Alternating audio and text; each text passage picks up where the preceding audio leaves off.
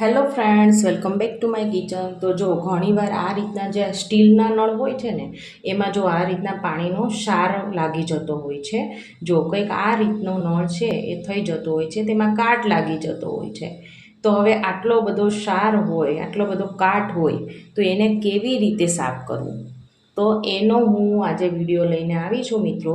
જો મેં આ એ ટ્રીકથી આટલો ભાગ છે એ સાફ કર્યો છે, આટલો આ બીજો ભાગ છે જે એકદમ ક્ષારવાળો છે, તો એ હું તમને સાફ કરીને બતાવીશ। તો એવી વસ્તુ આપણે વાપરશું કે જેનાથી નળ છે ને પહેલાં જેવો જ એકદમ આપણે હજી નવો લાઈને લગાડ્યો હોય ને એવો થઈ જશે।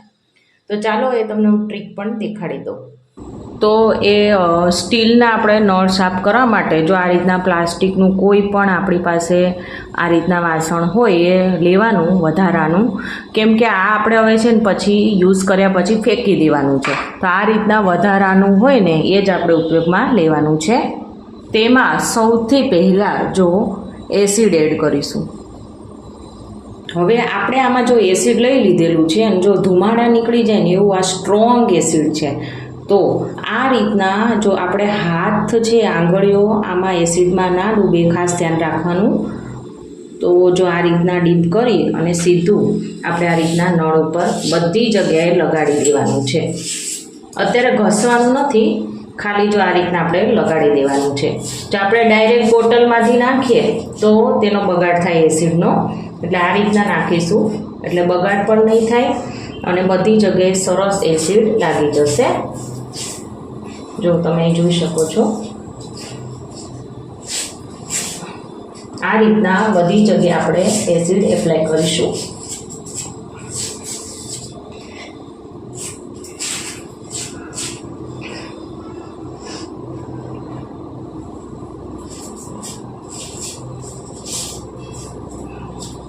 આને આમને આપણે 10 મિનિટ જેવું એમને છોડી દઈશું, પછી આગળની પ્રોસેસ કરીએ। તો પહેલાં જો અહીંયા કેટલો ક્ષાર હતો, આપણે એક જ વાર હજી એસિડ લગાડ્યું છે અને 10 મિનિટ રાખ્યું છે અને જો રિઝલ્ટ કેટલો એનો ક્ષાર છે દૂર થઈ ગયો છે। તો ફરીવાર આપણે એસિડ આ રીતના લગાડીશું।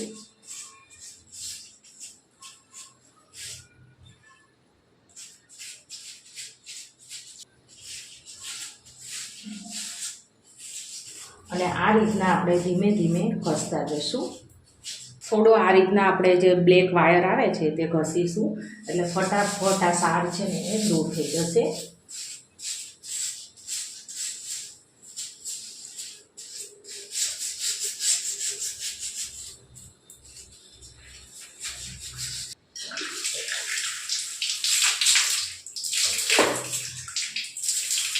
જો કેટલો મેલ છે એ સાફ થઈ ગયો છે, જો તમે જોઈ શકો છો। પહેલાં કેવો હતો અને અત્યારે જુઓ ઘણો ખરો મેલ છે અહીંયા સાફ થઈ ગયેલો તમને દેખાઈ રહ્યો છે। એમાં જો આ રીતનું આપણે હાર્પિક જે બધાના ઘરમાં અવેલેબલ જ હોય છે તે લેશું। બસ હવે આમાં પણ જો આ રીતના આપણે જે વાસણ ઉટકવાનું જે હોય છે લોસું, તો તેનાથી જ આપણે જો આ રીતના સાફ કરીશું એકદમ ઘસી ઘસીને। હવે બહુ ઘસવાની જો કે જરૂર તો નહીં પડે, કેમ કે આપણે ઓલરેડી જે એસિડ નાખ્યું હતું તેનાથી એકદમ ચપચપિત આપણે નળ છે થઈ ગયો છે। હવે જો આ રીતના આપણે પાણીથી ધોઈ નાખશું।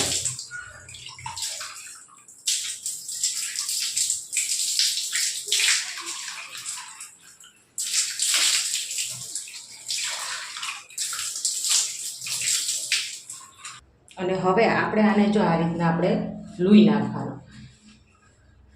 પાણીના છાંટા ઉડે ને એના કારણે આ બધું થતું હોય, અને ખાસ તો અમારે અહીંયા છે ને ખારું પાણી થોડુંક આવે છે, તેના કારણોસર વધુ આ રીતનું થતું હોય છે। તો આપણે જ્યારે યુઝ ના હોય ત્યારે આ રીતના લૂઈ નાખવાનો। જો હજી થોડાક તમને આ રીતના ધબ્બા દેખાય છે, પણ એ રહેતા રહેતા આપણે મહિનામાં 3 થી 4 વાર આ રીતના કરીશું એટલે એકદમ સરસ એવો નળ આપણો થઈ જશે। તો ફ્રેન્ડ્સ, આજનો મારો આ નળ ક્લીન કરવાનો વિડીયો ગમ્યો હોય તો મારી ચેનલને સબસ્ક્રાઈબ, લાઇક અને શેર કરવાનું ના ભૂલતા। તો આપણે ફરીવાર મળશે એક નવા જ ઉપયોગી વિડીયો સાથે। Thank you for watching.